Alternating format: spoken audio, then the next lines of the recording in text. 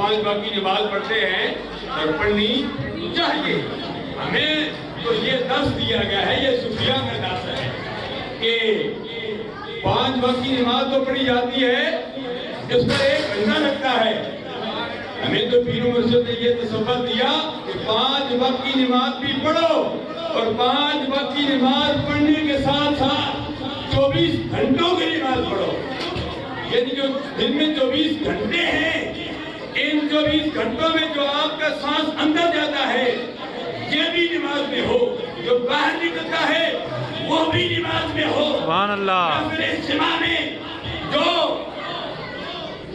ذکر دوال کیا جاتا ہے, ذکر دوال والے جب ذکر کرتے ہیں, یہ تو صوفیاء سے پوچھئے, سبحان اللہ, بابا بولے سرکار علیہ رحمت سے پوچھئے, سبحان اللہ. ذکر دوال کرتے ہیں جب اپنا دایاں قدم زمین پہ مارتے ہیں, لا الہ الا اللہ پڑھتے ہیں, جب بایاں قدم زمین پر مارتے ہیں الا اللہ پڑھتے ہیں. سبحان اللہ. دایاں قدم لا الہ, جب بایاں مارتے ہیں الا اللہ.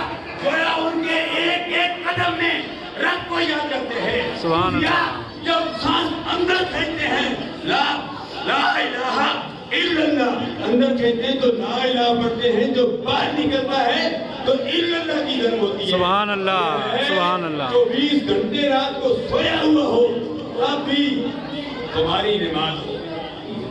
یہ تو گھنٹے کی نماز ہے, گھنٹے کی نماز نہیں, 24 گھنٹوں کی. سبحان اللہ.